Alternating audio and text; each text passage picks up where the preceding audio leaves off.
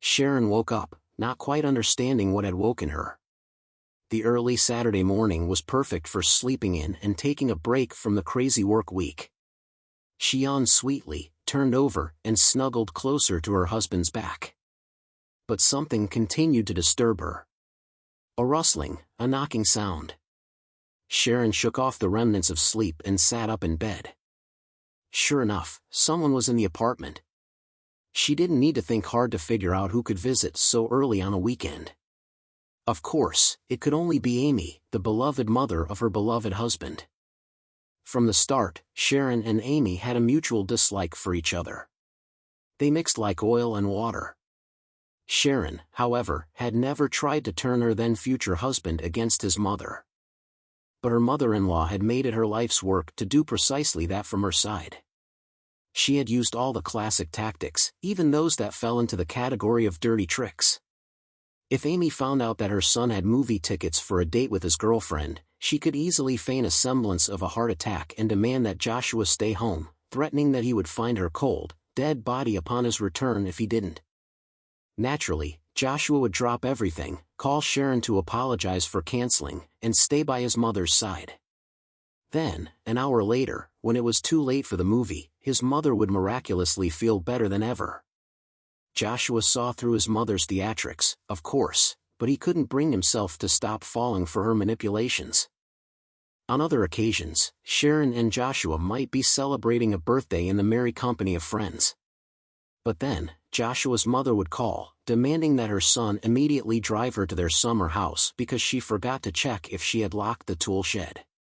Under Sharon's disapproving gaze and his friend's quiet giggling, Joshua had no choice but to leave the party, drive his mother there and back, wasting a considerable amount of time, and return to find his girlfriend fuming about spending the evening alone yet again.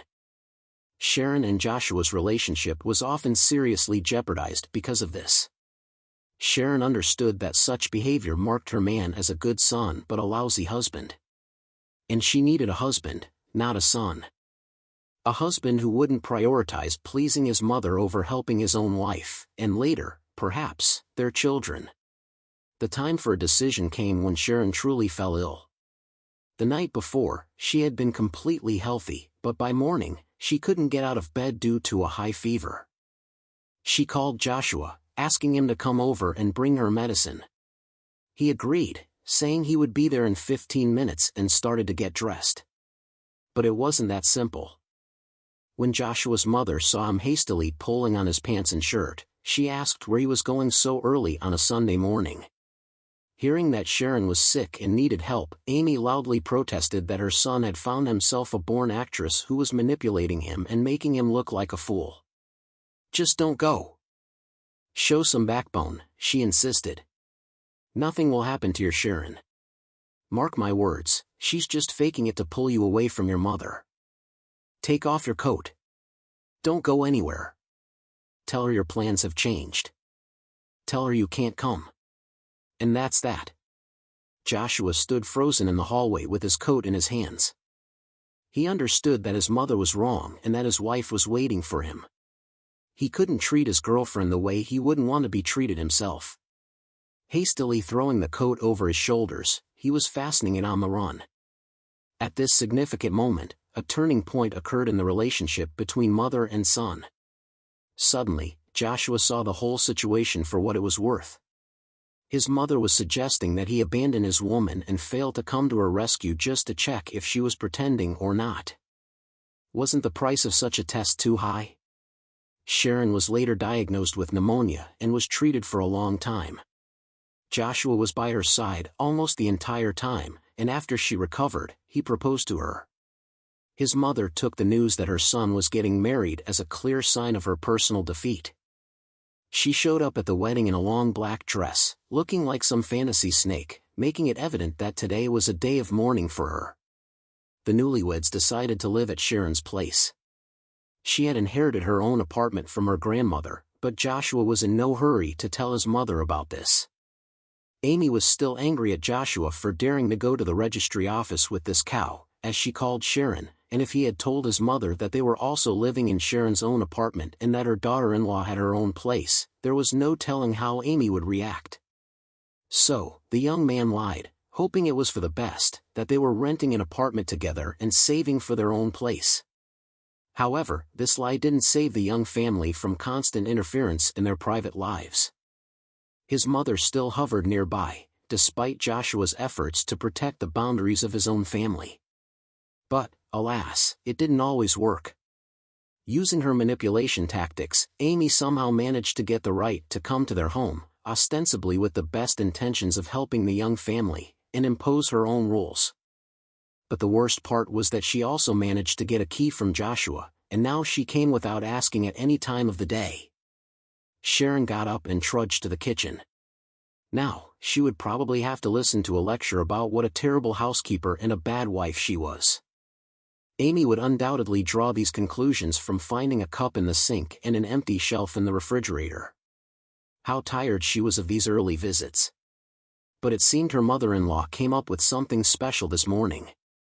Judging by the kitchen surfaces, Amy had prepared thoroughly for this visit. Bags, boxes, and packages all stood in abundance on Sharon's kitchen counters. "Well, what are you standing there for? Help me?" Amy ordered, seeing her daughter-in-law in the doorway. "Today is a special day for me. It's the anniversary of my marriage to my late husband, Joshua's father. So we're going to celebrate here at my son's place. I live in a one-room apartment, and my son has a two-room one. Guests will come, and we'll honor his memory. So come on, get down to it. Don't just stand there with your hands on your hips. Get a move on." Sharon noticed that this supposedly rented apartment was referred to by her mother-in-law as if it belonged solely to Joshua, and invading their space without permission on a weekend morning. That was too much even by Amy's standards. Sharon turned around and went back to the bedroom where her husband was peacefully sleeping. Awakened at such an odd hour, Joshua struggled to understand the complaints coming at him from both his wife and his mother, trying to appease both women with his behavior. He asked Sharon not to overreact and his mother to be patient and not to push. It all ended with Sharon going to watch TV while Joshua, under the accompaniment of his mother's lamentations about how he married an incompetent woman, started helping his mother cook food. The guests started arriving at 10 in the morning. Amy greeted them all as if she were the hostess here. She invited them into the kitchen and seated them at the table while Sharon, like a hermit, stayed in the bedroom. Eventually, Sharon had enough. When she emerged from her voluntary confinement to make herself some coffee in a chaise, her mother-in-law disapprovingly grunted, pointing at her. "Look at this. This is my son's so-called wife. She can't do anything. She doesn't respect our family. Sits there alone, treating us as unworthy company." "A worthy company, as you say, comes by invitation, not barging in like Parantis on a Saturday morning," Sharon replied calmly. Amy even rose from her chair. "How dare you? This is my son's apartment. I come whenever goddamn please. You have no say here." Sharon didn't even have time to protest when something happened that no one really expected. Apparently, to cement her authority, Amy stepped toward Sharon, raised her hand, and slapped Sharon across her left cheek. Sharon gasped. Everyone fell silent. Joshua jumped up and rushed to his wife. Sharon looked up at Amy, who seemed to be on top of the world. "Well, my dear, what do you say to this? This will teach you a lesson. Your son's apartment, you say?" Sharon turned to the guests and said, "My husband is too afraid to admit to his mother that we don't rent this place, but I actually own it. Yes, this is my private property. So pretty please, with sugar on top, get your shit quick, and get off my property now, or I'll call the police." The guests began to stir. It seemed they already sensed that something had gone very wrong at this family gathering. Only Amy tried to argue with them, insisting that the girl was lying. "Well, Joshua, maybe you can clarify the situation for your mother?" Sharon turned to her husband. All he could manage to say, without lifting his eyes to his mother, was, "She's telling the truth." Suddenly, Sharon felt disgusted. What was this half-man doing in her kitchen, and in her life, for that matter? His mother had slapped her, and he remained silent, and still hadn't thrown her out of the apartment? "Pack your things," she said harshly to her stunned husband. "Pack your things and go with them. I don't want to see you." All of Joshua's objections shattered against the impenetrable expression on his wife's face. The unlucky guy had no choice but to pack his bags and follow his overbearing mother. The first thing Sharon did, after closing the door behind them, was to promise herself that she would never again get involved with a mama's boy. Dear viewers, if you enjoyed the story, please support the video by liking it and leaving a comment. Thank you very much.